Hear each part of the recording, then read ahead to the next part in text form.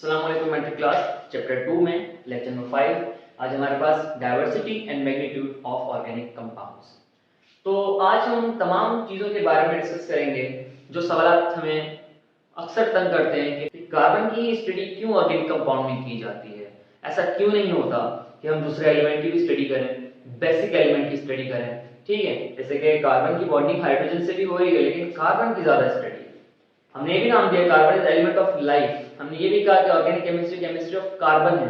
ठीक है, हमने डेफिनेशन में भी ये जिक्र किया है कि ऑर्गेनिक केमिस्ट्री में हाइड्रोकार्बन्स की स्टडी करनी है। तो ऐसा क्यों है?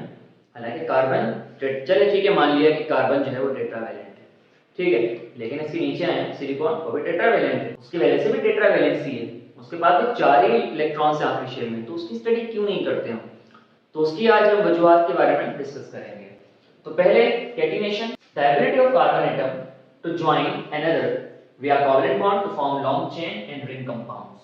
वो काबिलियत कार्बन की कि जिसके जरिए वो अपने दूसरे एलिमेंट से जुड़ता है कोवेलेंट बॉन्ड के जरिए टू फॉर्म, ताकि बना सके लॉन्ग चेन्स और रिंग कंपाउंड्स। हमने लास्ट क्लासेस के अंदर डिस्कस किया था ओपन चेन और रिंग कंपाउंड्स के बारे में। तो कार्बन की खासियत है कि वो लॉन्ग चेन भी बनाए और रिंग कंपाउंड्स भी फॉर्म कर सके। अच्छा, उसके लिए कैटिनेशन के लिए 2 चीजें जो है एक एलिमेंट के पास होना लाजमी है। वो क्या? पहला तो the element should has a valency of 2 और मोर, कि एलिमेंट की जो वैलेंसी हो वो 2 या 2 से ज्यादा हो। तो वही बात सिलिकॉन की भी है, तो सिलिकॉन क्यों नहीं पढ़ रहे हैं? तो सेकंड पॉइंट में हमें इसका जवाब मिलता है कि an element bonds with its on atom should be stronger, कि एलिमेंट का अपने दूसरे एलिमेंट से बॉन्ड जो बना हो, मतलब कार्बन जो कार्बन से बॉन्ड बनाए तो वो स्ट्रॉन्गर होना चाहिए। अगर वो स्ट्रॉन्गर होगा तो कैटिनेशन होगी, स्ट्रॉन्गर नहीं होगा तो कैटिनेशन नहीं होगी। ठीक है, तो हमने ये बात करते में यहाँ लिखा है carbon to carbon bond strong होता है, silicon to silicon bond weak होता है। अगर मैं बात करूं कि इसको एनर्जी कितनी चाहिए होती है तोड़ने की कार्बन टू कार्बन बॉन्ड को, तो 351 किलो जूल्स चाहिए होते हैं पर मोल। और सिलिकॉन टूटने के लिए इनका बॉन्ड तोड़ना है सिलिकॉन और सिलिकॉन का, तो 200 किलो जूल्स पर मोल चाहिए होंगे और ये बॉन्ड टूट जाएगा। तो कौन सा वीक हुआ? सिलिकॉन। अब बात ये आती है कि फिर नेचर में सिलिकॉन क्यों ज्यादा है, मट्टी क्यों ज्यादा है? अब मट्टी इसलिए ज्यादा है क्योंकि कार्बन का ऑक्सीजन से जो बॉन्ड है ना वो वीक होता है। कार्बन से ऑक्सीजन का बॉन्ड वीक होता है और सिलिकॉन का ऑक्सीजन से बॉन्ड जो है वो ज्यादा होता है। ठीक है, ज्यादा स्ट्रॉन्ग होता है। अच्छा, इसके बाद सेकंड कि आइसोमेरिज्म। आइसोमेरिज्म क्या है?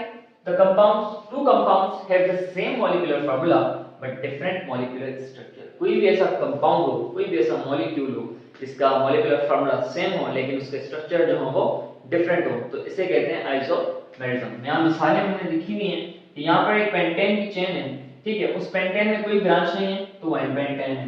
नीचे आए तो ये भी पेंटेन है, 1 2 3 4 5 कार्बन से पेंटेन है, लेकिन इसके पास एक ब्रांच है तो इसका नाम आइसोपेंटेन हो गया। ठीक है मॉलिक्यूलर फार्मूला सेम लेकिन स्ट्रक्चर डिफरेंट है। फिर नीचे आ जाए तो न्यू पेंटेन दैट इज इसके पास चारों ही ब्रांच में लगे हुए रेडिकल्स आपके। ठीक है, तो ये क्या हो गया? ये न्यू पेंटेन हो गया। तो अब आइसोमेरिज्म का ताल्लुक क्या है किसी भी इस एबिलिटी से कि ज्यादा हम उसको स्टडी करें, उन्हीं स्टडी में कंपाउंड की बातें करें? इसका ताल्लुक ये है कि जितने ज्यादा आइसोमर्स होते हैं आपके उतनी ज्यादा आपको वैरायटी मिलती है।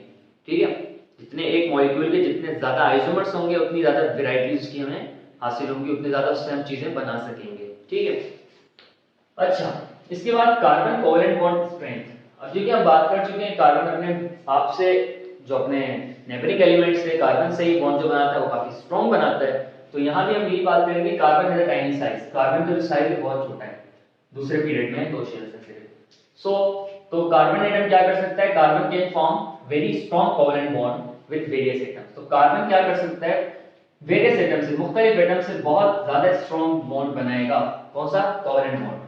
अच्छा, लास्ट है मल्टीपल बॉन्डिंग।